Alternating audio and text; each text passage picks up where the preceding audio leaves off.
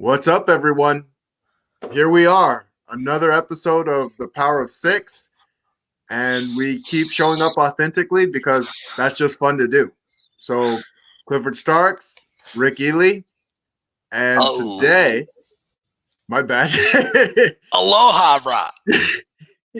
It's all just share. You to say aloha, yeah. I I love it. love you, man. I love you. Yeah, authentic. No, there's no replacement of it. So yeah, come You on, man, can't bring beat us it. home. You can't beat it. So, today, I actually want to talk about Jack in the Box. And yes, I'm talking about the restaurant Jack in the Box. So my power of six, it focuses on six specific principles, and it's going really deep within those principles. And whatever you practice enough, you get better and better and better at doing it. So whatever you're wanting in your life, get really crystal clear on it, and you'll get better at what you want to become. And you get better at, as Rick says, what you want to experience. And so when I had graduated ASU, I was a prime high level athlete, and I let myself go. I let myself go. I started working an undercover security job before I got into personal training, and I don't know why. I was at different I was at different Safeway stores regularly, but there was always a Jack in the Box at every one of those Safeway stores. Always a Jack in the Box, and I stopped planning how I ate, and I was eating at Jack in the Box regularly. Like that was my lunchtime, was Jack in the Box. And it would my favorite meal was it was the ultimate cheeseburger, and I would put onion rings in it too. And it was a grease bomb. A grease bomb in my stomach. Yeah.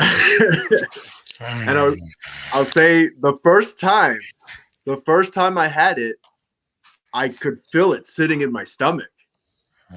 But I had it again and again and again. And it got easier and easier and easier and tastier and tastier and tastier. And it got to the point where I was getting soft. I put on about a good 20 pounds, put on 20 pounds. And I had to realize that, crap, I'm not where I want to be anymore.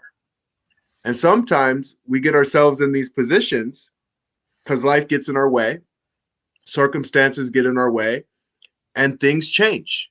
So the things that changed for me was being a dedicated athlete and knowing what I needed to do, to going into the so-called quote unquote real world and not having to be in shape. But I liked being in shape, and I liked the way it felt being in shape, and I liked the way I looked. And so looking back, I just started taking things seriously again. I took things seriously again. And I started really finding clarity on what I wanted to be and how I wanted to show up. The confidence was always there. It's gonna be hard to take the confidence away from me. And that comes from other stories that we will go into on another time. But I am very, very confident individual. Confidence by itself doesn't get it done though. And so that's why I really needed the clarity and I needed the commitment. And the commitment piece was, it's game time. I got to show up for myself, because when I show up for myself, it actually helps me show up for others as well. And so I went in my process. The second principle, having a plan, that was easy for me because I had already gone through the plan of health and fitness. I already was the fat kid who ended up losing the weight. And so that plan was very easy for me. I knew what exercises I needed to do. I knew how I needed to eat specifically. I knew the timing of my eating. I knew the calories I needed to put in, and I knew the reps that I needed to put in. I knew which exercises I needed to do as well. That was a done deal. The passionate action, usually when I'm committed to something, the passionate action comes with the commitment. And so, depending on where you're at in your journey and what you need, just act, and act fully and authentically. I'm really big on acting authentically, and it's not always easy to do. It's easier to act unauthentic. It really is. But when you act in a way that you know you were meant to act, you know you were built to be that way, you will get to where you need to go. And I guarantee you will get to where you need to go. Don't let naysayers pull you all over the place, because they're going to do a good job at it. Whether that's health, entrepreneurship, or relationships, that's going to happen. And you got to stay the course for you. And there's going to be people who will understand what staying the course for you really means, and they'll hold you to that commitment. And then that unshakable faith. So I really didn't need unshakable faith in this one, to be completely honest, because I had already gone through my health journey. The unshakable faith is helping me on my entrepreneurial journey right now. But when it came to the health journey, I got that one in the bag. I've done it before, and I was going to do it again. And so I was going to get rid of those ultimate cheeseburgers because I knew they weren't helping me get the abs that I wanted to have. Taking responsibility. Yep. I looked myself dead in the mirror. I'm like, you know what you did. I know what I did to myself. I knew it was my fault. They were good. I accepted it, and I took it in stride. And I'm like, all right, it's game time. And of course, principle number 6, the greatness within. And greatness within, to me, it doesn't mean never have an ultimate cheeseburger ever again. It means to enjoy the process, enjoy the journey, but show up fully as who you were meant to be. You know, there's going to be people on this podcast who are either 5 pounds overweight, 50 pounds overweight, 100 pounds overweight. Doesn't matter. You're on your own journey, and you're doing the best that you can. And I know you're doing the best that you can. And so ultimately what I remind people is you can always be a little more aware. You can always learn a little bit more. As I go through my journey, you know, I have my 2 kids, and I'm consistently learning lessons from them, and I'm learning lessons from others. You know, I really, really take in those lessons fully, and I feel that's what greatness is all about. It's about taking in your lesson as fully and deeply as you can, and experiencing as much and as deeply as you can, and providing value to others along the path, doing the best that they can. And so, yeah, I ended up putting it together, and I actually did a bodybuilding show too. So back to principle number 1, the commitment part, like I'm like, all right, let's go big. That's what I like to do. I like to go big. I'm like, let me do a bodybuilding show. I've never done that before, and ended up doing really well in the show. But that's what it's about. Believe in yourself, believe in your journey, believe in your abilities, and believe that you can achieve it. But there are processes to the whole game. And it's about getting in the right system and having the right people on your side to lift you up and educate you as well.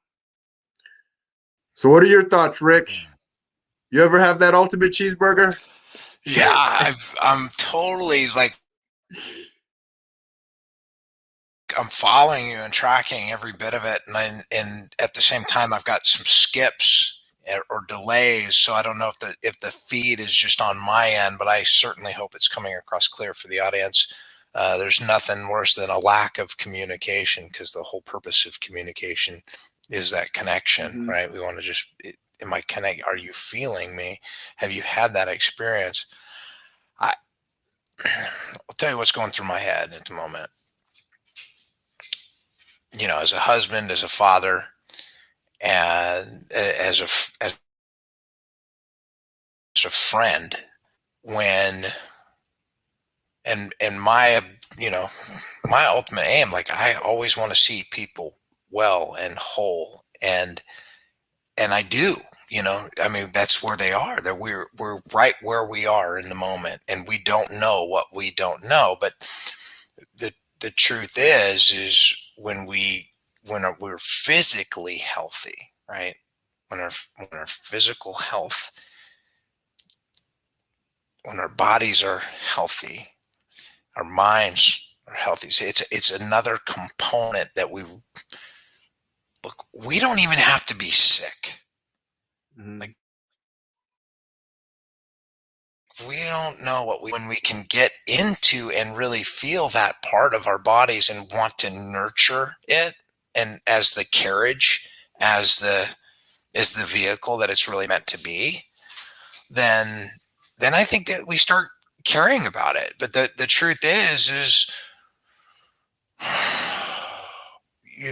what I hear you saying on the, at the point of you didn't need that unshakable faith when you're slamming down Yeah. the sandwiches. So, I didn't, my own journey on this is, I don't want to be immobile. I gotta say, probably a little bit of a fear factor for me, right? Because I've experienced pain from being too heavy. And even for my frame, it's like that, but that pain where it would go in my back, it would make me immobile. And until you feel, until the pain of remaining the same is greater than the fear of change, generally, we just keep doing what we're doing. But getting into your health, like truly, I mean, your health, your wealth, your mindset, your well-being, there's no greater gift that you could give to the world, actually to the world, right? To not just to yourself, but to yourself and the world, because that's going to be a reflection. Your health and well-being is going to be a reflection of that. And you're already perfect as you are. You're already wonderful, beautiful, and kind, right? We have everything we need in the moment. But what does it take, Clifford Starks, to actually being healthy, compassionately, without being, you know, saying, "Hey, look, you need to do this," because these are hard conversations that we have. I remember the conversations that I had with my dad when we were younger. I'd always, he died last year, a year and a half ago. You know, he he always carried an extra 100 pounds, always, and he had his belly was blown out. He was a strong man. His back would never give out. There wasn't any, but at a point his lungs gave out. Yeah. He couldn't push all that pressure. Just, and these are hard conversations to have. Like I have friends who love them deeply with all of my heart and soul. And dude, I want to hang out with them. Yeah. I want them to be around, 50 years from now. Yeah. Yeah. How do So you my have those dad, conversations without? yeah, my dad had an issue with obesity, and I say there's so many different tools, right? And people are in so many different spaces. So to have the conversation, it depends on where they're at, because sometimes people aren't even ready to have the conversation. And the best thing I can do is show up in the way that I show up. And so in their head, they're thinking like, do I want to feel like that? Do I want to look like that? Like some people, it's just not even worth having the conversation with. Sometimes you just have to be you. And then sometimes they are ready to have the conversation. I had one client from Circle K, and I really didn't want to have the conversation with her. I heard it from like it as a metaphysical. It was a metaphysical saying, tell her. And I didn't want to have you had a voice in your head. Yeah. Yeah. And it said that you got to have this conversation. Hey man, I tell you what, follow them at times. You pay attention. one of my best friends. If he hadn't have called me, I hadn't listened to that voice. He said, Rick, the Holy Spirit told me I needed to call you and tell you you needed to get sober. And if he hadn't listened to that voice, I'd probably be dead. And so I'm just grateful. But thank you for. But is a slow death or a fast death, man? I mean, do you want a slow burn or do you want to take that crotch rocket and pop out? Absolutely. I mean, this is a real deal, dude. Sharing it. Yeah, because she lost 110 pounds. Like having that conversation with her 110 pounds later, I wouldn't have known that was going to happen. And that's where I just being, right? We talk about being, and I'm just like, I'm just going to be and let be what needs to be. Now I live my life proactively, right? I see what I want and I go after what I want to experience. But with that being said, life is being adaptable, like being a dad. Like my son's coming in right now. Good morning, son. Yeah, it's about being adaptable and being proactive, but being proactive and realizing like, what do I have to do? Because now I got this barrier in my way, or I got this thing in my way. I got this thing stopping me. I got a roadblock, whatever it may be.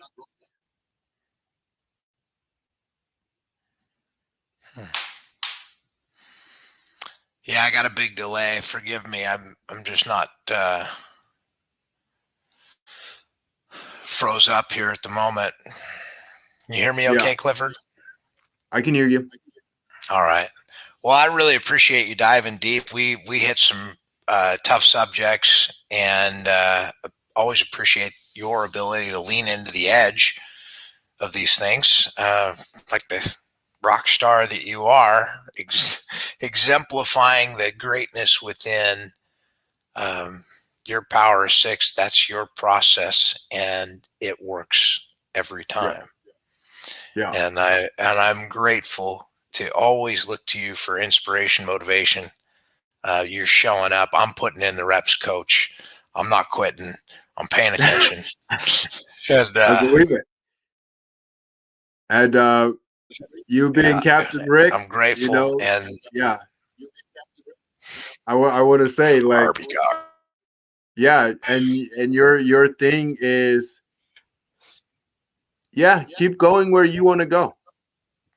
The right people who need to hear the message are going to hear it, and the people who don't need to hear the message just won't hear the message. No, but you love them all anyway. It's not, and you never see them lacking. That's the whole point. Like you never, my wife used to tell me, she said, we all know we can make people feel, right? Yeah. I mean, let's just be truthful. Say, argue the point. Oh, you can't make anybody feel that anyway. BS. BS. There's definitely an internal and an external world. Get some emotional, right? Yeah.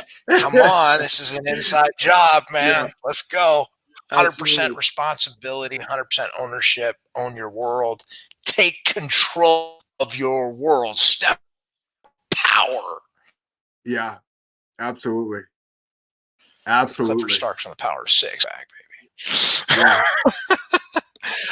I'm glad to have you on my team, man, in my inner circle, because we're gonna keep crushing it. Aloha. We're gonna keep crushing it. Well, and I'm excited to. We'll see y'all on the inside, yeah? All right. You guys have a great day.